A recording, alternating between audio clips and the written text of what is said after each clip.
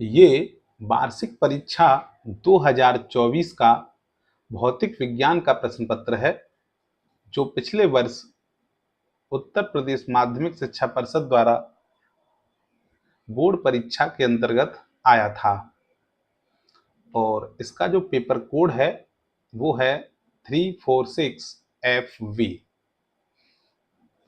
हम जानते हैं कि प्रश्न पत्र में कुल 3 घंटे 15 मिनट का समय मिलता है हमको, जिसमें 3 घंटे पेपर को हल करने के लिए और 15 मिनट अतिरिक्त मिलते हैं पेपर को अच्छी तरह से पढ़ने के लिए।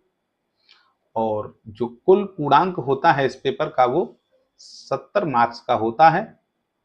और सबसे पहले इसमें खंड अ दिया होता है, जिसमें 6 बहुविकल्पी प्रश्न दिए होते हैं और प्रत्येक प्रश्न के लिए 1 अंक निर्धारित होता है। तो हम सबसे पहले इसके बहुविकल्पी प्रश्नों को हल करेंगे। तो इसके पहले प्रश्न का जो क है बहुविकल्पीय, ये है किसी भौतिक राशि के मात्रक वोल्ट प्रति मीटर तथा न्यूटन प्रति कूलाम दोनों ही हैं। तो भौतिक राशि है, तो वो कौन सी भौतिक राशि होगी? पहला ऑप्शन विभवांतर दिया है, दूसरा विद्युत फ्लक्स दिया है, तीसरा विद्युत क्षेत्र की तीव्रता, या इन तीनों ऑप्शनों में से कोई भी नहीं। तो इसके लिए आपने 2 फॉर्मूले पढ़े होंगे। एक फॉर्मूला पढ़ा है आपने F बराबर प्लस माइनस Q इंटू ई। तो यहाँ से यदि मैं E बराबर निकालूं तो मुझे मिलेगा F अपॉन Q। तो F यहाँ बल होता है और मैं जानता हूं कि बल का जो मात्रक होता है वो न्यूटन होता है और आवेश का मात्रक होता है कूलॉम। अर्थात जो E है, और E क्या होता है? E होता है विद्युत क्षेत्र की तीव्रता, यानी तीव्रता का जो मात्रक होता है वो क्या होता है? न्यूटन प्रति कूलाम। तो एक इसमें न्यूटन प्रति कूलाम है। तो दूसरा मात्रक वोल्ट प्रति मीटर किसका है? तो ये एक दूसरा फॉर्मूला होता है V बराबर E इंटू आर। तो यहाँ E बराबर हो जाता है V अपॉन आर।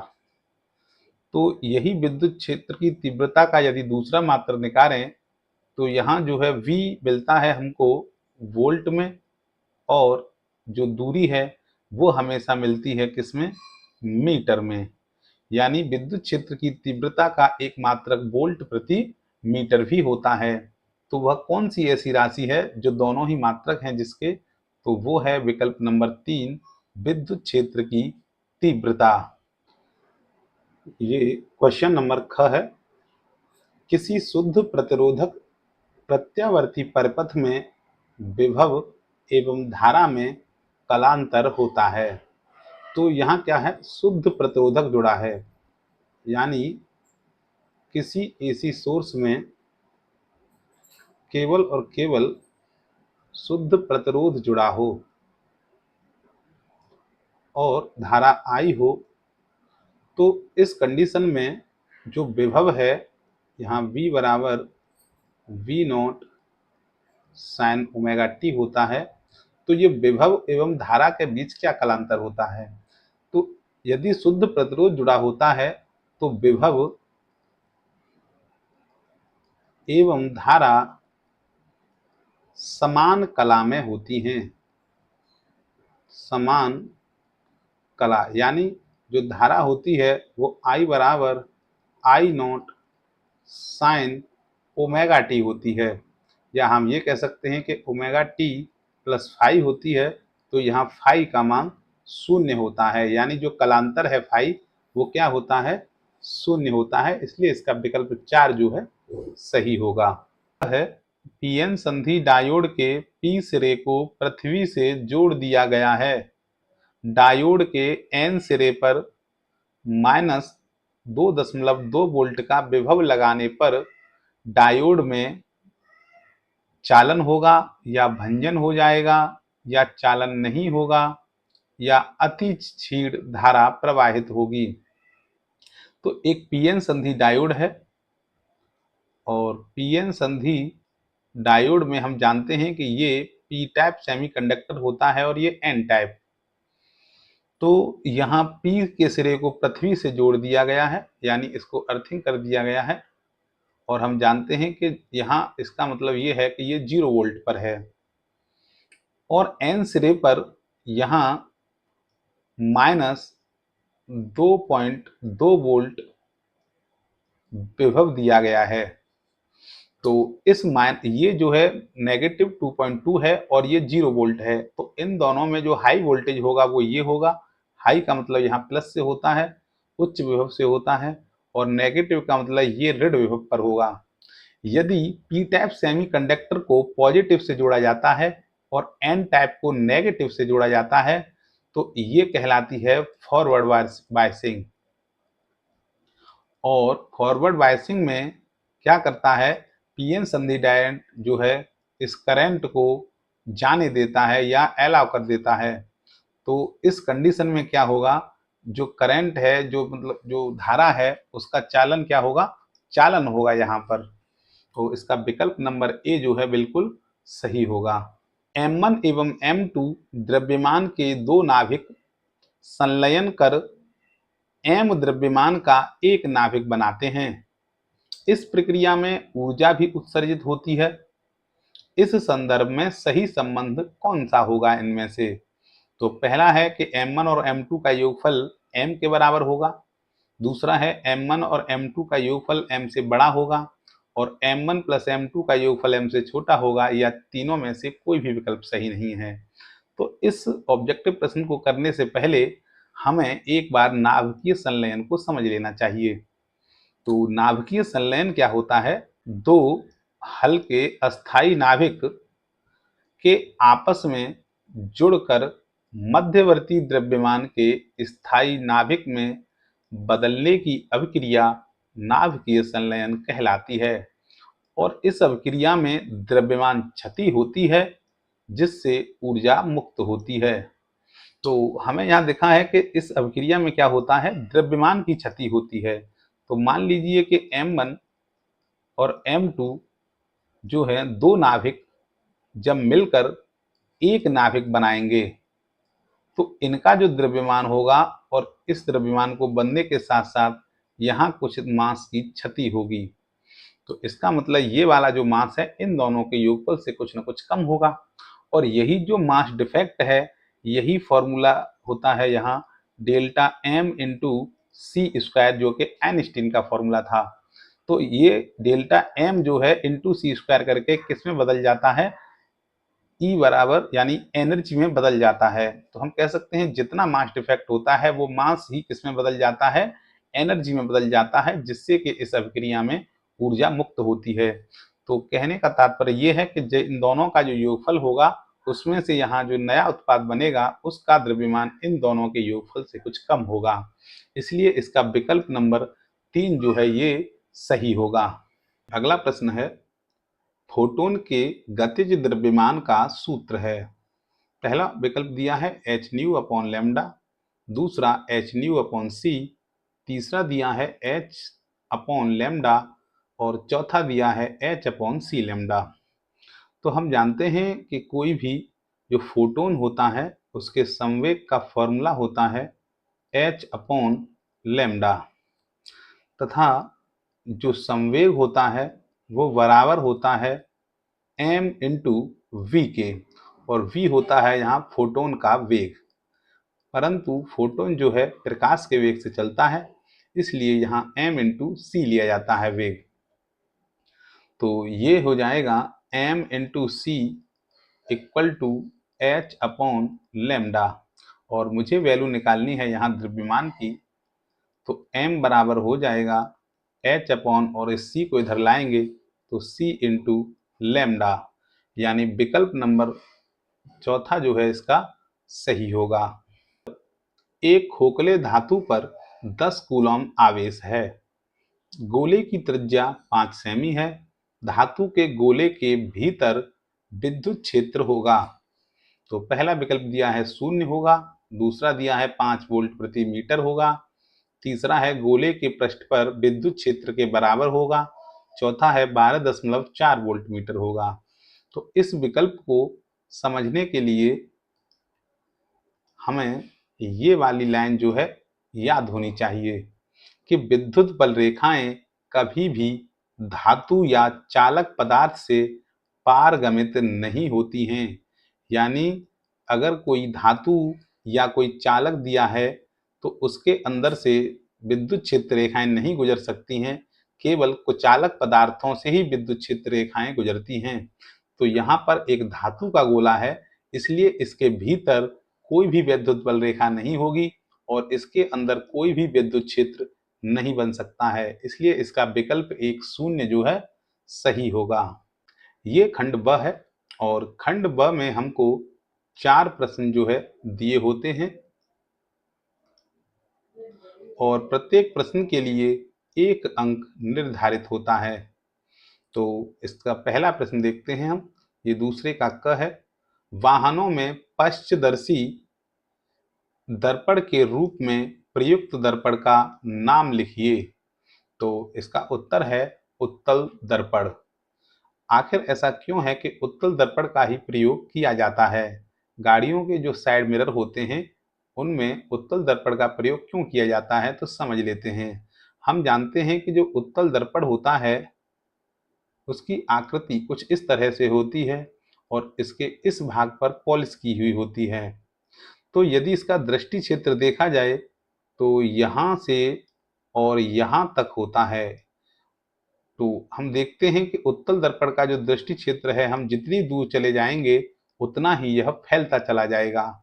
इससे होता यह है कि जब साइड में जो मिरर लगा होता है गाड़ियों के, वो बहुत बड़े विस्तृत क्षेत्र की इमेज जो है छोटे से उस दर्पण में दिखा देता है, जिससे कि बड़ी बड़ी गाड़ियां हमें पीछे आ रही आसानी से दिखाई दे जाती हैं। अगला प्रश्न ये है, ख, किसी प्रकाश संवेदी सतह के कार्यफलन का अर्थ समझाइए। तो इसका उत्तर है कि जो कार्यफलन होता है उसकी पहले डेफिनेशन लिखी जाएगी पेपर में।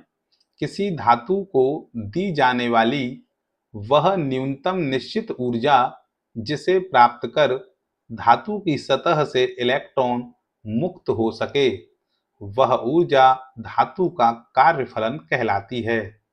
और इसके बारे में ये विशेष बात है कि जो कार्यफलन का मान है वो धातु के गुणों एवं उसके पृष्ठ की प्रकृति पर निर्भर करता है। यानी अलग अलग धातुओं के लिए कार्यफलन का मान भी अलग अलग होता है। और यदि इस कार्यफलन के मात्रक की बात की जाए तो इलेक्ट्रॉन वोल्ट होता है, और या ये एक ऊर्जा होती है तो इसको जूल में भी मापा जा सकता है। अगर इसके डिनोट की बात की जाए तो इसको हम फाई नॉट से प्रदर्शित करते हैं। तो समझ लेते हैं थोड़ा सा इसके बारे में कि ये कोई एक मेटल की यहाँ पर कोई पृष्ठ है, यानी ये कोई धातु है और जिस धातु के अंदर यहाँ पर ये कुछ इलेक्ट्रॉन दिख रहे हैं।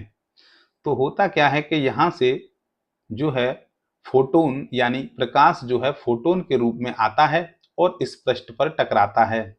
तो जो ये फोटोन होते हैं ये एनर्जी के एक पैकेट होते हैं, और जैसे ही ये पैकेट इस सतह वाले इलेक्ट्रॉन को मिलता है तो क्या होता है कि इस पैकेट को लेने के बाद ये जो है जो बिल्कुल किनारे पर होते हैं वो अपनी संयोजी सेल से निकलकर बाहर फ्री हो जाते हैं, और इससे बाहर अगर ये अपने पृष्ठ को छोड़ जाएं तो हम ये कहते हैं कि इलेक्ट्रॉन जो है उत्सर्जित हो गए हैं। तो कार्यफलन एक ऐसी ही ऊर्जा होती है कि इस पूरे मेटल से ऐसी न्यूनतम ऊर्जा जो किसी भी इलेक्ट्रॉन को यदि इस प्लेट से या इस सतह से बाहर निकाल दे तो वह ऊर्जा उस धातु का कार्यफलन कहलाती है। तो इस कार्यफलन से यदि ज्यादा एनर्जी के पैकेट आते हैं तो वो ये अंदर वाले इलेक्ट्रॉनों को भी बाहर निकाल देते हैं। अगला प्रश्न है ग, नाभिक के आकार एवं द्रव्यमान संख्या के बीच संबंध लिखिए।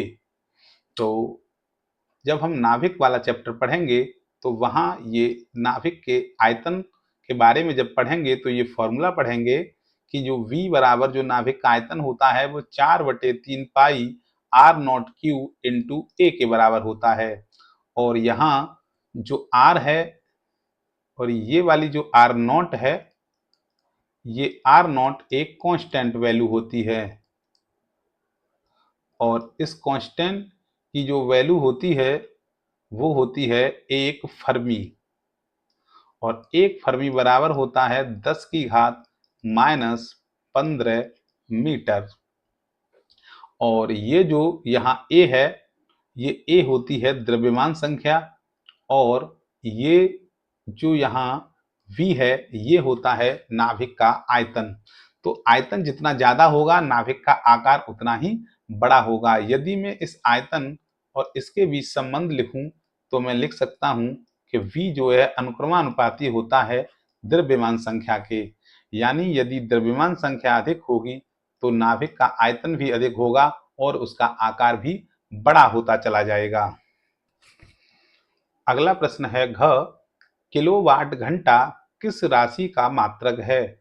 1 किलोवाट घंटा में कितने जूल होते हैं? तो किलोवाट घंटा जो है मात्रक होता है विद्युत ऊर्जा का।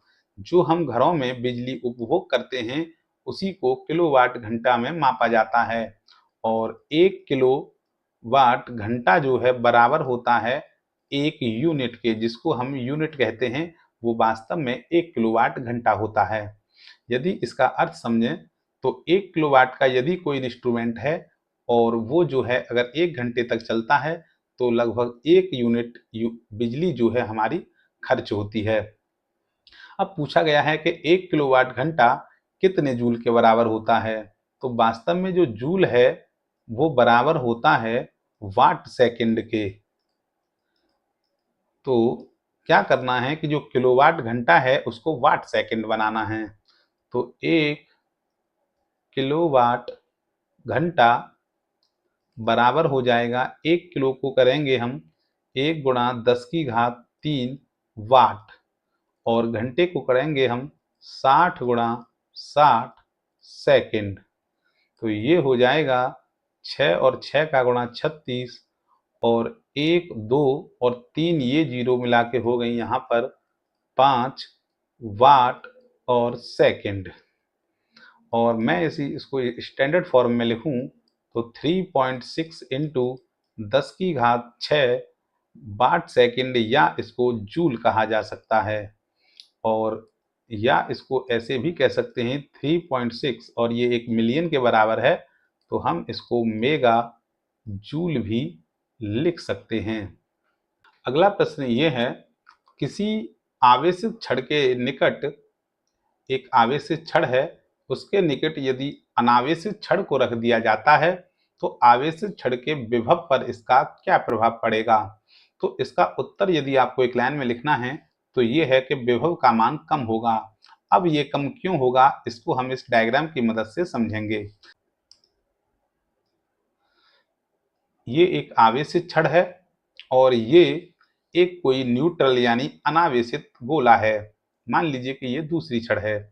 तो जब हम इसको इसके पास लाते हैं तो क्या होता है, ये पॉजिटिव जो है पॉजिटिव को रिपेल कर देता है और नेगेटिव को अट्रैक्ट कर लेता है। या इसके यदि हम संपर्क में रख देंगे तो इलेक्ट्रॉन जो है इससे इसमें आ जाएंगे और यहाँ केवल पॉजिटिव बचेगा। लेकिन बात इस छड़ की हो रही है, इसके विभव के मान पर क्या प्रभाव पड़ेगा? तो इसके लिए हम देख रहे हैं कि यहाँ जो पॉजिटिव चार्ज ज़्यादा था और इस इलेक्ट्रॉन को यहाँ आने से इसमें कुछ नेगेटिव और पॉजिटिव जो है न्यूट्रल हो गया और यहाँ चार्ज की जो है कमी हो गई। तो पहले से क्या होता है, जब इसको संपर्क में रखते हैं तो जो आवेश होता है वो थोड़ा सा कम हो जाता है। और विभव क्यों कम होता है? क्योंकि विभव का फॉर्मूला होता है 1/4 पाई एप्सिलॉन नॉट और Q अपॉन R। यदि R को कांस्टेंट कर दिया जाए और ये भी कांस्टेंट होता है तो V प्रोपोर्शनल टू Q होता है सीधे सीधे। तो हम कह सकते हैं कि आवेश का मान यदि घटेगा तो इसका मतलब विभव का मान भी अवश्य घटेगा। अगला प्रश्न है च, सीधे धारावाही चालक तार के कारण उत्पन्न चुंबकीय क्षेत्र रेखाओं को प्रदर्शित कीजिए। तो हमें केवल यहाँ चुंबकीय क्षेत्र रेखाएं जो हैं बनानी थी। तो ये एक सीधे धारावाही चालक तार है और इसके कारण उत्पन्न चुंबकीय रेखाओं का जो पैटर्न होता है वो कुछ इस संकेंद्रीय वृत्तों के क्रम में होता है। जैसे ये जो वृत्ताकार है इसका भी केंद्र यही है और दूसरी जो चुंबकीय रेखा है ये भी वृत्ताकार है, इसका केंद्र यही है केवल इसकी त्रिज्याएं बढ़ती चली जाती हैं।